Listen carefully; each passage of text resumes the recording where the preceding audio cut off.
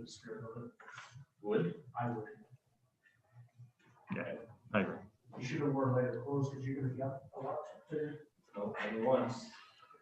The second time I leave. We're now streaming live. Thank you.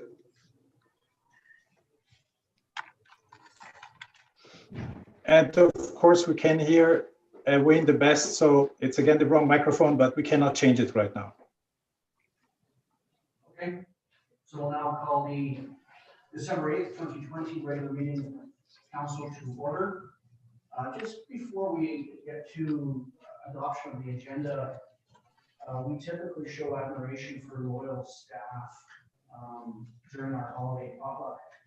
However, as we know, this year is a little different, and so we have to do it in front of YouTube, in front of the village, in front of the world.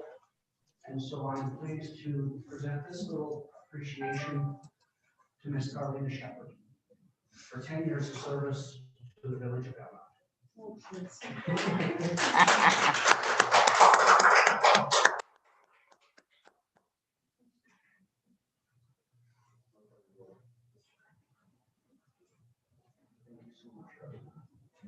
Thank you.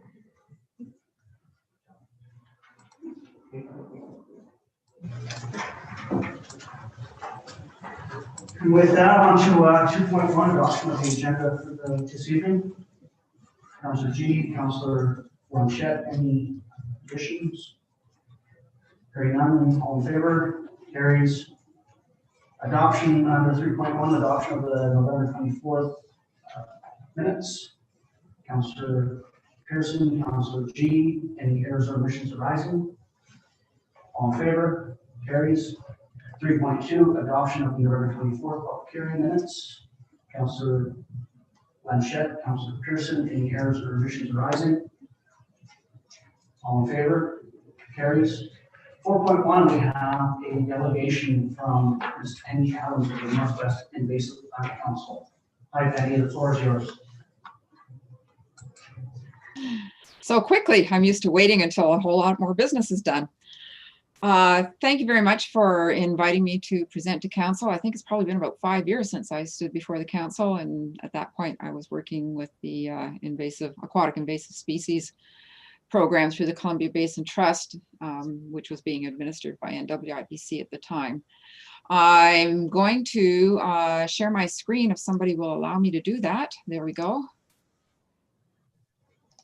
Okay, is everybody able to see that? You bet, Penny, thank you. All right, so thank you very much, Mayor and council members and anybody else that may be sitting observing for listening to me. I'm going to go through this fairly quickly to allow question time. Some of you may have seen bits and pieces of it before, but please bear with me for anybody who is not really familiar with what the Northwest Invasive Plant Council does. So my name is Penny Adams. I'm the program manager for the Northwest Invasive Plant Council. And I actually have my education outreach assistant sitting in, observing silently and off video so that she can learn from what we're doing here and hopefully can help me out in future years. So we have, okay, so why is there we go. I'm just going to go back for a minute here.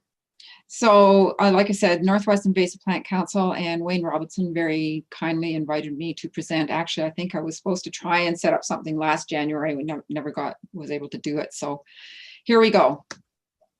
First of all, who we are, the Northwest Invasive Plant Council, we're a nonprofit agency.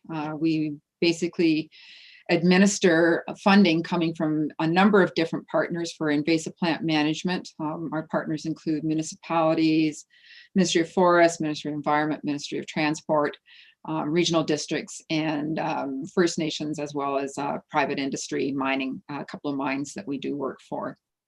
So we are responsible for invasive plant management. We provide education and outreach, information and materials. We manage 23 plus partner agreements. It's quite a complex program. It's right now I'm trying to get 23 partner reports done for the end of the year. We report to our partners on the activities and the use of their funds.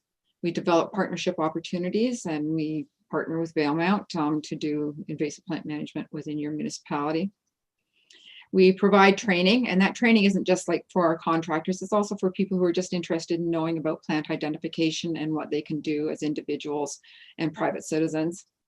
And we manage the Northwest Invasive Plant Management Area contractors across the Northwest, and I'll just talk a little bit about the area that we cover.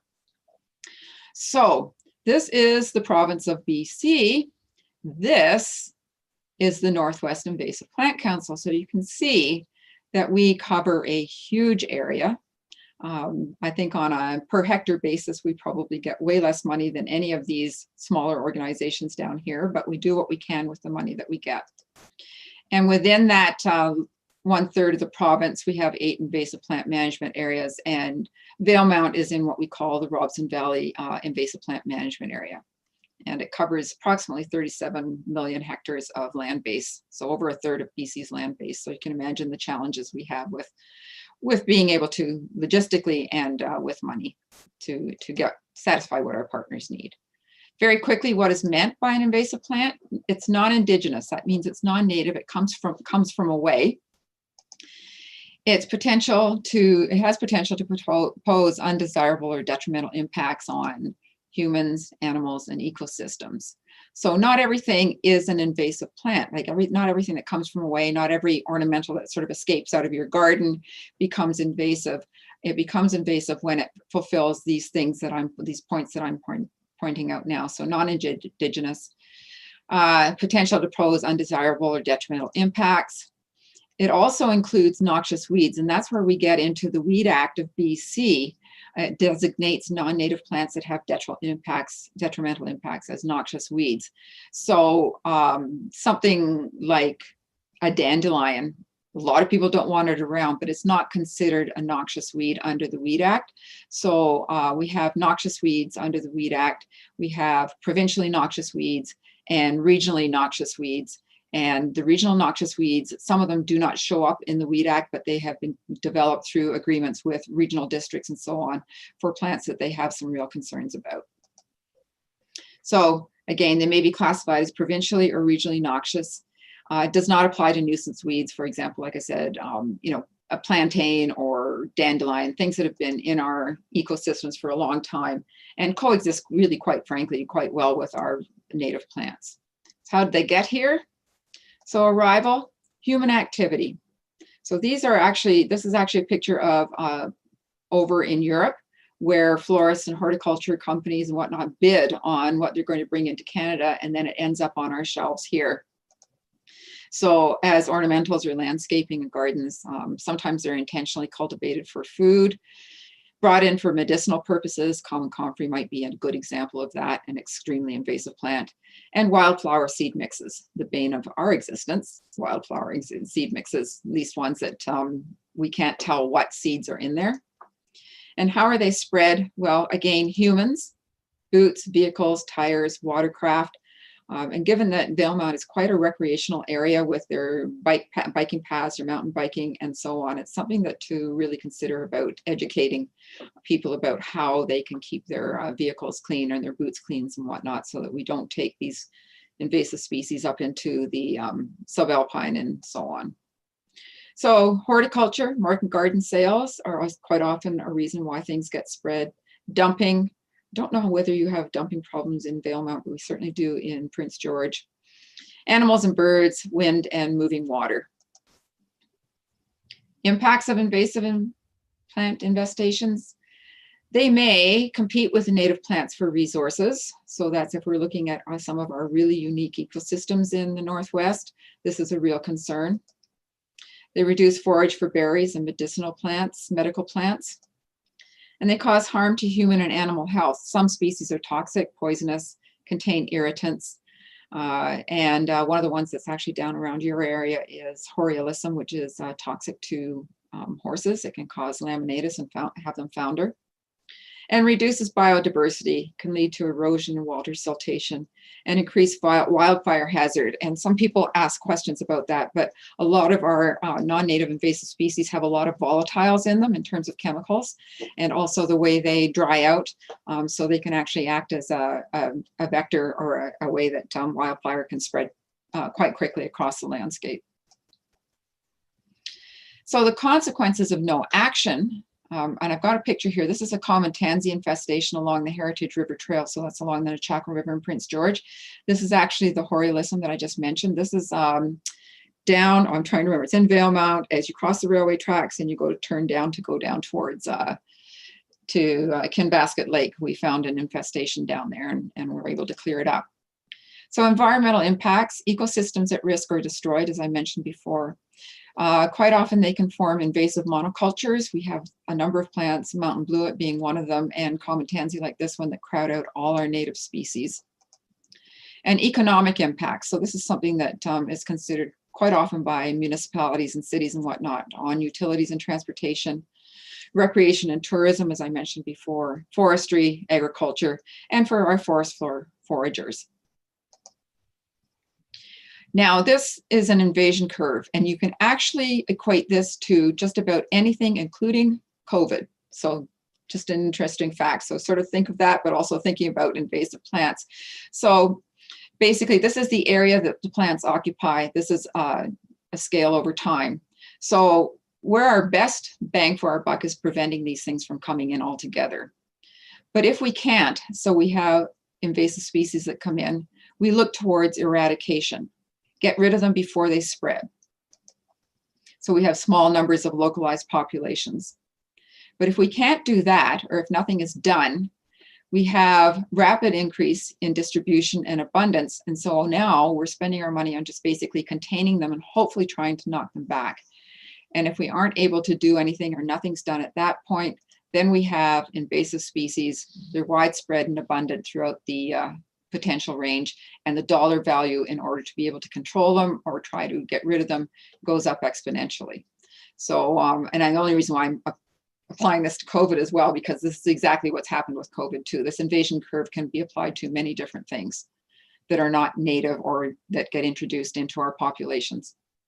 So just a little interesting fact there. So for your information, I did up a map of locations that we surveyed in the Valemount area this year. So we survey municipal lands and inventory invasive plants. We also do private lands, road rights of ways, so the Ministry of Transport, as well as any local roads that may be looked after by the municipality or the village, and crown and public lands and water bodies. So for example, Cranberry Marsh is conservancy land that's administered by the Ministry of Forests. Specific to the village of Valemount lands, municipal and private, this is what we have. So on this map, every dot here is a site that we've surveyed or are tracking over time.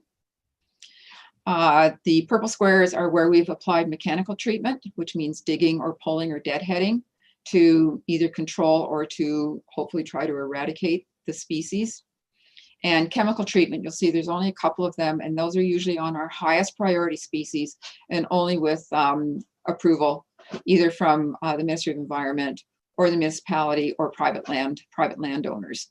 So right now, if you look in Valemount, Valemount actually covers a slightly bigger area, but these are the sites that we have in Valemount.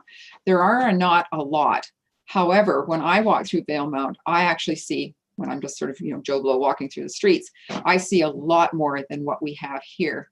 But again, we're constrained by budget as well as manpower in terms of what we can do.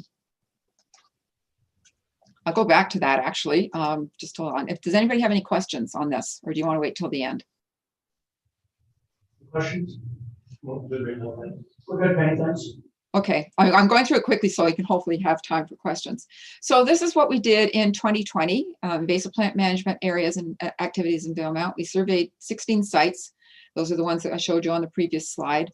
We inventoried 20 invasive plant species. And out of those invasive plant species, we have what are called REDRR, which is Regional Early Detection Rapid Response. Those are species that are high priority. We don't see very many of them. We have a chance to get rid of them immediately within 1 year or 2 year. And we also have high priority. So we have Regional Early Detection Rapid Response and high priority. We had 10 species, and those are the dark orange here. So baby's breath, whiplash hawkweed, cypress spurge, which is actually quite toxic, diffuse snapweed, yellow archangel, mountain bluet, and Horiolism. We also have priority species, high priority species, spotted knapweed, which most of you probably know is quite a problem in your area. Marsh plume thistle, I don't have it on here, but it is outside of your area, but it's really bad. Common tansy and chicory. And then we have the rest of the ones that are things like oxeye daisy and orange hawkweed, yellow hawkweed are ubiquitous across our landscape. They're very difficult for us to control. We can only really help people on small properties and so on. So this is what we inventoried. We treated common tansy and spotted knapweed with digging. We rarely use herbicide unless it is directed by our partner, or it is a species that is extremely high priority. And if we can use a herbicide, we can knock it back within a year or so. But again, it's in discussion with our partners as to what we do. We use integrated pest management principles, which means we take a look at what's best for the environment where that plant's growing. We consider the social and economic consequences as well, and then we make a decision to use mechanical or chemical or a combination of both treatments. We have invasive plant management strategies. So this is not treatment, this is management. So we start, the very first thing you do is look at prevention. So if you think of that curve that I showed you, prevention is the very best thing that you can do, and it's the most cost effective. Then we have education, planning at the municipal level, determine priorities and funding commitment, partnerships with agencies like the NWIPC to deliver field work, and education to your constituents. And then we have reporting. So prevention, education, planning, partnership, and reporting. These are management strategies. Treatment strategies relate to what we actually do on the ground. So we have mechanical, chemical. So that's the herbicide that's applied. And please remember that it is a herbicide, is not a pesticide. Pesticide is an all-encompassing term. And we've had people calling about, our herbicides affecting bee colonies. Well, herbicides only affect plants, they don't affect bees. There are some linkages, and there's a lot of research going on. We do not spray or use herbicide while plants are in flower to prevent our bees from coming to any plants that may possibly have any kind of chemical residue on them. So we allow the bees to do their thing with the plant in flower, and then once the flowering's gone is when, if we're going to use herbicide, that's when we do it.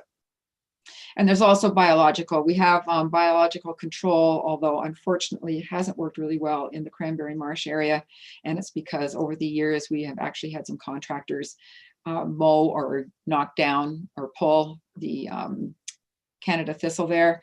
And as a result, the biological control, which is, I believe it's a weevil, is basically disappearing and not doing what it's supposed to do. So we're going to be working on that. And then we have cultural, which is manipulation of the growing environment. And this is what people can do on properties. It's very difficult to do on a large scale. So mulching, burning, and grazing where appropriate. The legislation that you need to be aware of and that we have to obviously know really well, the BC Weed Control Act and regulations. So this is when I go back to when I was talking about provincially and regionally noxious weeds. Integrated Pest Management Act and regulation, that's what guides a lot of the principles that we follow and the types of herbicides or mechanical treatments that we use. Forest and Range, so FERPA, Forest and Range Practices Act in forestry. The Oil and Gas Activities Act, and the National Energy Board Act. And there's actually another one too that I don't have here, which is a federal one, which relates to the cross-border transportation of seed and trying to make sure that any seeds and seed lots coming into various areas are free of invasive plants. The reason why Forest and Range, Oil and Gas, and National Energy is because we do work and work with partners in oil and gas and mining as well. So in order to report invasive plants, and this is something I really encourage, and I can work with the village on this in terms of getting education out to and outreach out to your constituents, either through your website or other means. So everyone can help. We have Report-A-Weed, so that's for terrestrial and aquatic plants. It's an app you can download on Android or iOS operating systems. We have Report Invasives. However, this one includes everything, including animals. So it's actually used more down south where they have things like American bullfrog and feral pigs and those kinds of nasty things down south. And this is basically what the screens look like as you work through them. The most important thing, whether you use this one or this one, is if you do report something, you don't actually have to know the name. You don't even actually have to know the color. You can scroll through pictures, or you can just take a picture, record the location, give us some comments, and submit the report. And you don't have to be in wireless service that runs the UTMs or map points are picked up off satellites. So as soon as you get into wireless service, once you've hit submit report, it automatically goes on its own, and then it's sent to me or to one of my contractors, and they come out and verify it and do treatment if necessary. So other ways to report or find information, you can call us. This is our toll-free hotline. You can contact the Ministry of Forests and Invasive Plant Specialist for the North. That's Denise McLean. The Invasive Species Council of BC, really good resources on there, right from things that you can download for free and like publications and information and fact sheets, and also information about the various programs that they have, along with programs that all of us work with the Canadian Council of, pardon me, Canadian Council on Invasive Species. And then there's the Invasive Species BC government website. It has a really, really long website name. I wish they'd go to what they call a tiny URL, but this is it. And we also have, eFlora Plant Atlas. This is out of UBC. It's a really good source to just look up things about plants. You can look up under common name, the color, and so on, but you can also, there's a section on invasive plants. So it's another way to perhaps help identify, or at least make a decision as to whether you want to contact us to come and take a look. So that's basically in a nutshell and in very, very fast. And this slide I don't normally put up, but invariably councils ask me, well, how much is it going to cost? So as I told Wayne, maybe consider increasing your budget to 2,000 from the 1,500, I think it was, that you had last year. That would allow us to increase the number of surveys across the village itself and find any more of these priority plants that we hopefully could help you control or eradicate. Some of our organizations designate a small portion to the NWIPC Education Awareness Fund. It's a pooled fund, which allows us to develop education and outreach materials and handouts and things like that, and go to farmers markets and so on to spread the word. And we pool that fund so that we can do it all across the Northwest. And just for example, Telkwa, which is similar in size and population, contributes 2,200, of which 200 of this is towards the education and awareness, and the rest, the other 2,000, is to doing invasive plant surveys and inventories. Very similar size, similar number of surveys that we do, and so on, just to give you some context. Other ways the village can help: you can create a page or provide links to the invasive plant information. So you could link to our website. You could put up some of these other websites that I mentioned. Provide signage to educate constituents and visitors. We have a program that in BC that started about 5 years ago. We piggybacked off something out of Montana called Play Clean Go. It's now been adopted through a cooperative initiative through Canada at a federal level with the Montana, and we now have Play Clean Go trademarked for in Canada. And it's a really good education program, and the signage is awesome. We have signs that are going to be, and boot brush kiosks that are going to be going up at trailheads in the ancient forest and Mount Robson and so on. So it's something to consider. And engage your citizens in reporting suspected invasive plants in the community and when recreating. And even if they don't know what it is and they're not sure and they haven't seen it before, they can certainly submit a report. So that's it in a nutshell. I hope I got it done in less than 15 minutes, and we have time for some questions. Thank you very much, Ms. Adams.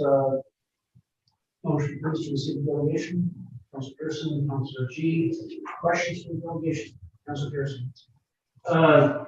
Just a couple things, and you touched on it earlier, and something we've been seeing. You mentioned the wildflower mixes, and is there any way of controlling the sale of those in our retail stores? Because we see the wildflower mixes, bachelor buttons, which I mean, I grew up with as a regular garden flower. You see them Yeah. once every year. Is there any way of controlling that?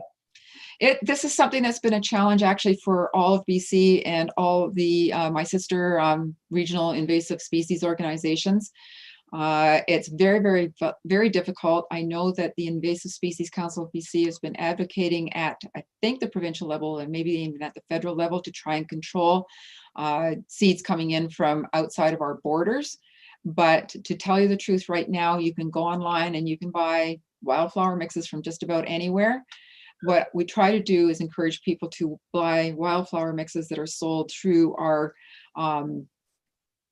what is it, Seeds West or Gardens West, I can't remember exactly, but we've worked with them out down south to try to provide seed mixes that do not have invasive species in them.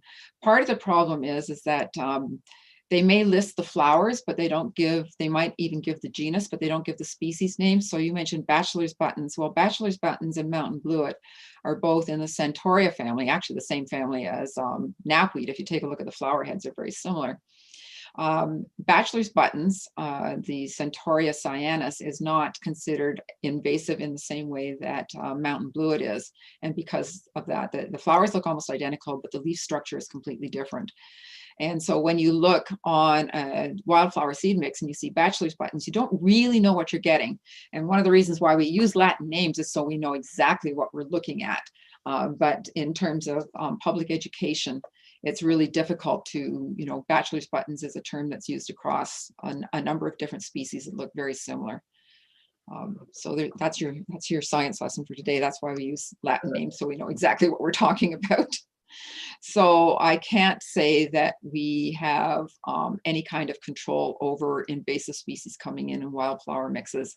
And I know that 2 years ago, I was out in just outside of Prince George in our regional district, and in the ditch, somebody had thrown in a wildflower mix, and I saw baby's breath, mountain bluet, oxeye daisy, all those things that we really just don't want to spread any further than they already have.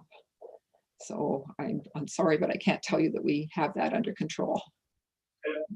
Councilor McLean, do you have any questions from your end? I didn't, other than I wondered, do you always contact someone who does the report a weed? Because I have reported and heard nothing back from this app. Thank you. Okay, what I'm going to say here is the Report a Weed apps, Report a Weed used to come directly to our northern invasive plant specialist.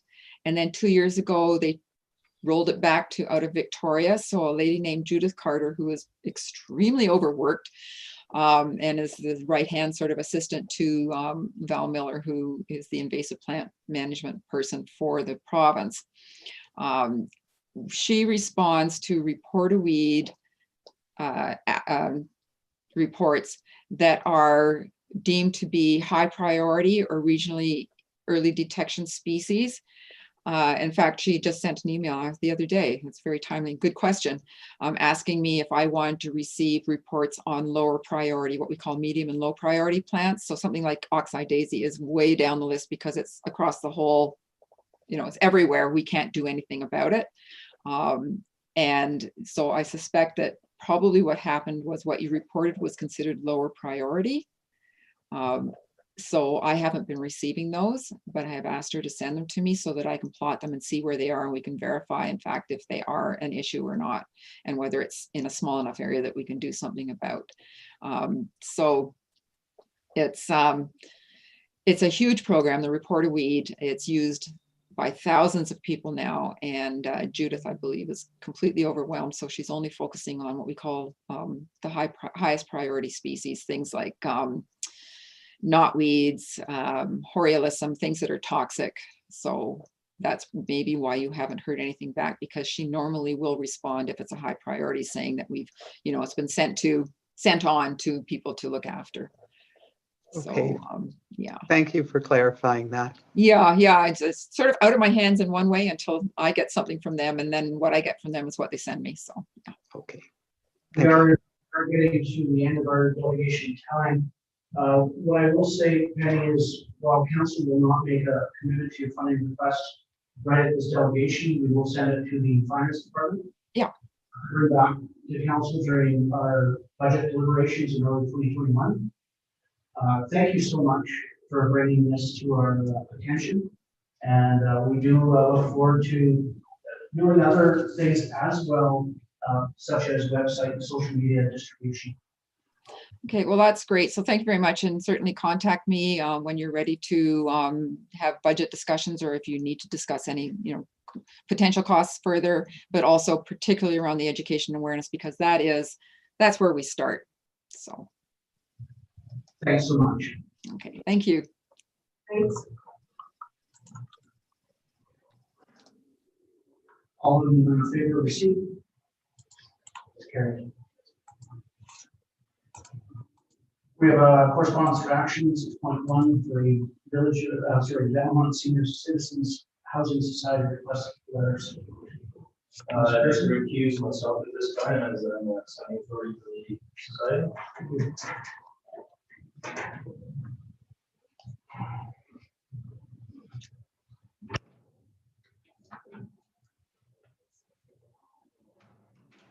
We do have a letter, recommendation here, the letter be provided to the Belmont Senior Citizens Housing Society in support of their application of BC Housing Community Housing. Councilor Blanchette, Councilor G, any discussion around the letter of support?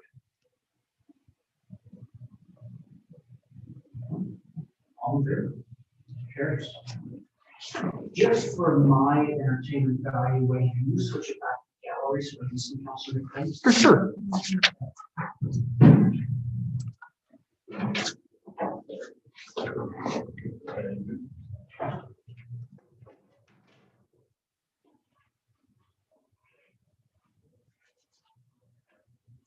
For your info, Council, we will be sending the letters. Okay.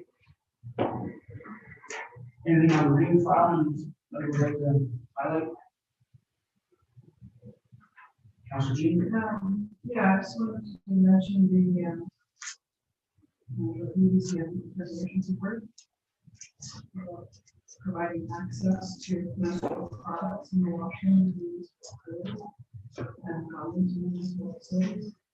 I'm just wondering if you can look into that, is how can we be supportive of that going forward? Certainly send it back to staff, if you wish. We do have the contact info here. We certainly look into it for Yeah. that. That's something you'd like to move. Second, Councilor Pearson, any discussion on the motion? All in favor? Carries. Anything else on the reading file?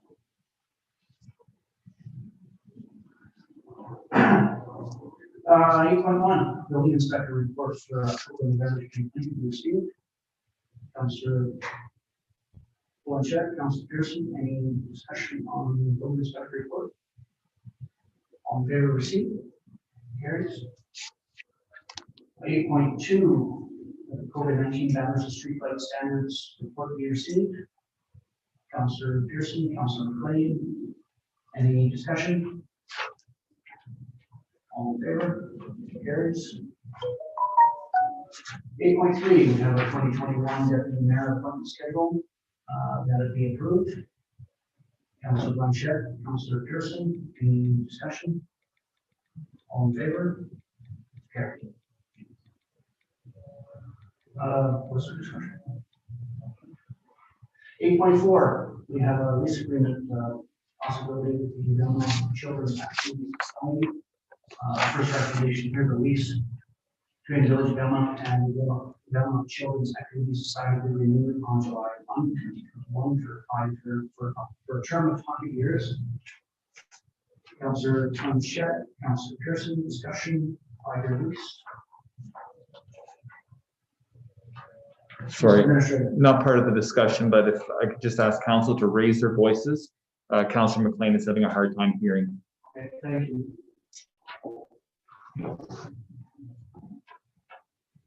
Back to the motion. All in favor? Carried. Second recommendation here that the Belmont Children's Activity Society be provided a letter to confirm the village's intention to provide them with a 5-year lease at 101 Grove Street, and that's on July 1st, 2021. Councillor Pearson, Councillor McLean, are there any discussion around the confirmation letter? All in favor? Carried. Is that better, Councillor McLean? Marginally. You're coming through like 5 by 5. Well, I do have earphones in, so it should be coming in loud and clear, but it's all very muffled in the room there. Sorry. We'll work on it. 8.5, Dogwood Lift Station. There is a recommendation here to have the remaining expenditure of $1,376,360 in 2021 taken from the Northern Capital Planning Grant to fund the entire cost of the replacement of the Dogwood Lift Station in the event that the green infrastructure environmental quality substream funding is denied. What's council's wish? Councilor Pearson, Councilor G, discussion?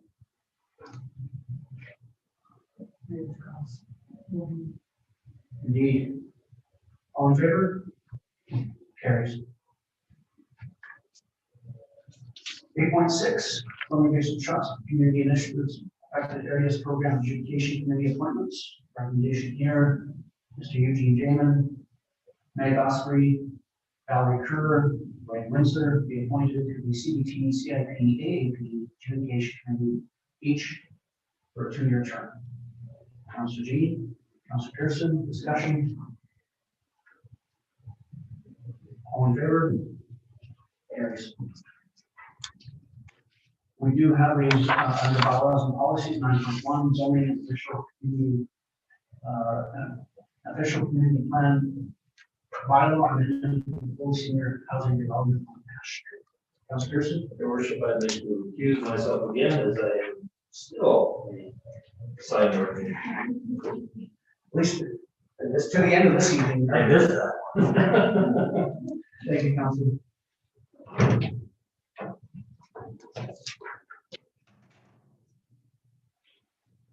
Recommendation, Village of Elm, official community plan, bylaw number 595/2006, amendment bylaw number 832/2020, together final reading, fourth reading.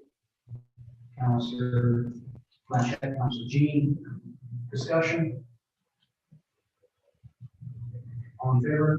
Carries. And the Village of Belmont zoning bylaw number 610/2007, and bylaw number 833/2020, together. Councilor G, Councilor Blanchett, any discussion for the final? Hearing none, all in favor? Carries.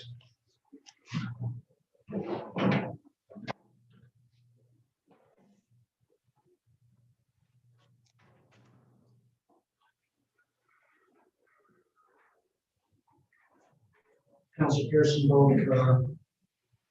both received one reading.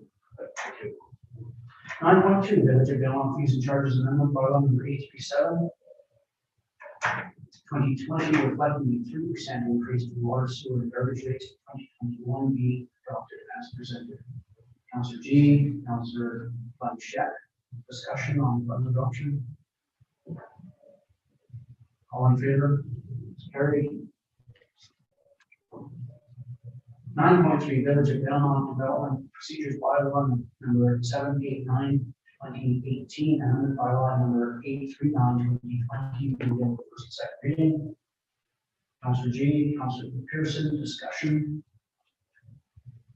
Development procedures. All in favor? Carried. We have no notice of motions this evening. So we'll start with our Councilor Farr, Councilor McLean, council reports. I didn't have any activities regarding council in the last 2 weeks. That was easy. Councilor Blanchett. So the 26th, we had our OCP meeting here in Chambers over Zoom, just going over the final sort of things that they were looking at. The 30th, we had our very first community health collaborative. Some of us met at the clinic with Zoom stuff, and it was very, very interesting. A lot of good conversations, and we'll see where that leads. Like I said, it's the very first one, so we broke up into a smaller group, and we're going to be hitting the ground running on different programs that we're hoping to implement into the health community.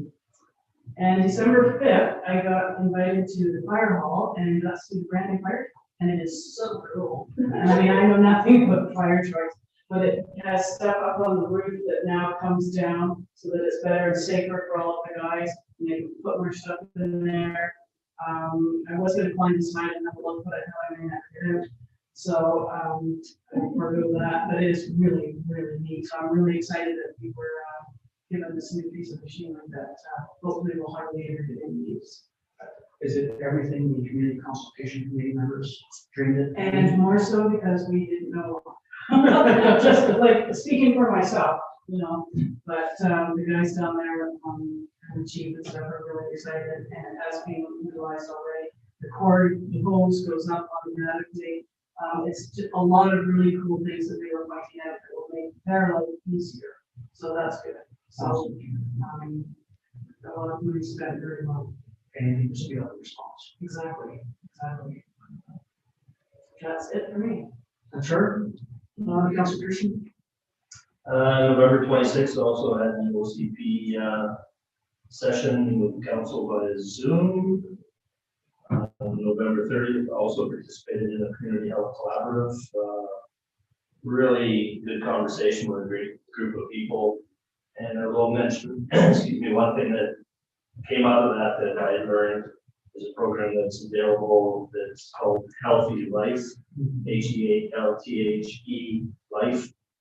And you can register and you can go online and look at your medical reports and stuff, everything that was dealt with through Northern Health. So it's a great step towards a lot of people being able to track their own records and stuff. So December 1st, tourism meeting. December 8th, today, earlier, special tourism meeting as well. Speaking of COVID and changing the policies.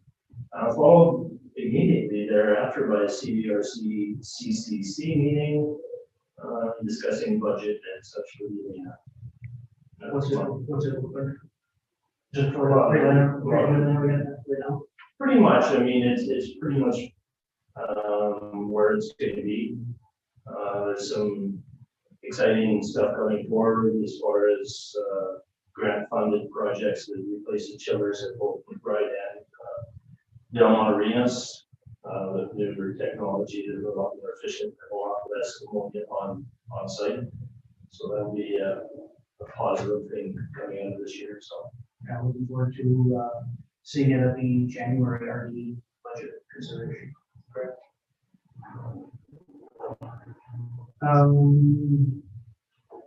November 25th, I had a bit of a Belmont Glacier Destinations update with National Birdie.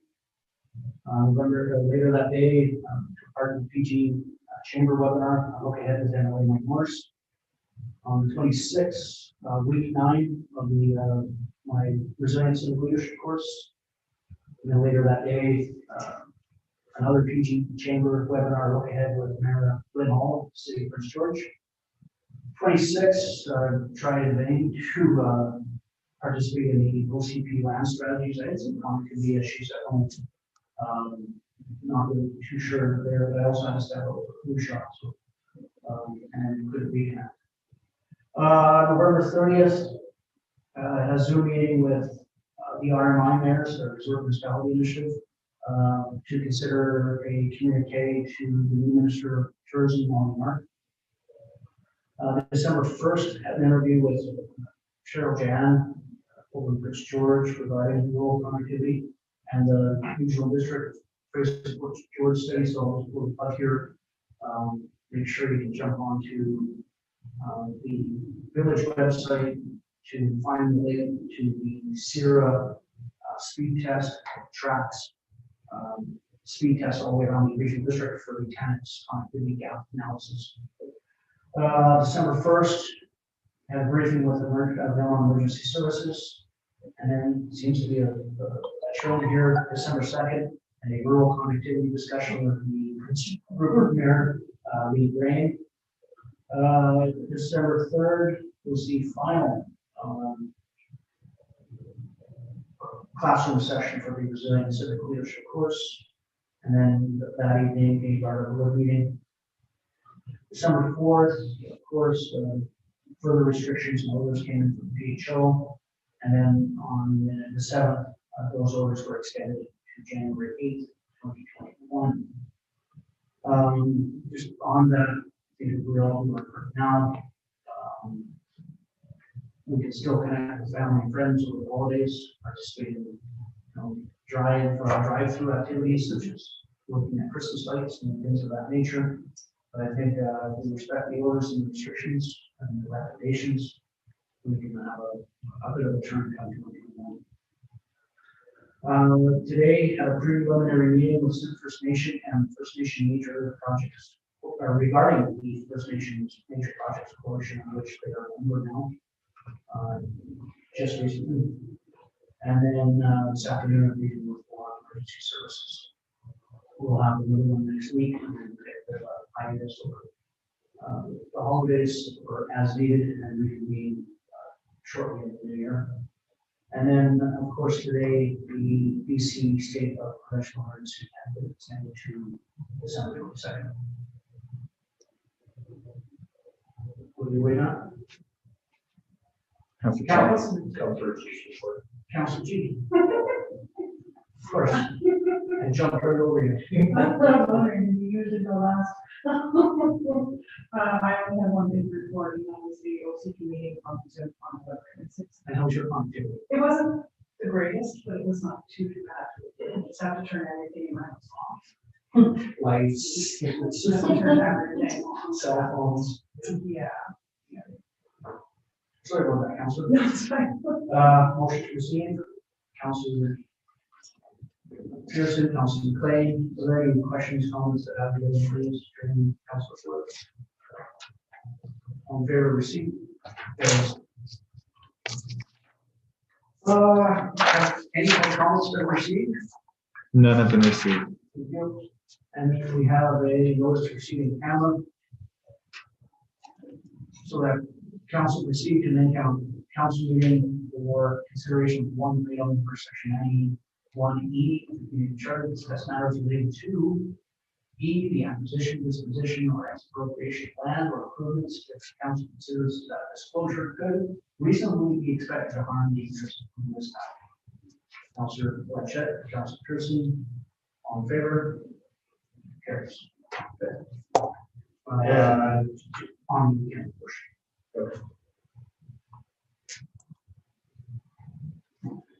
We now close the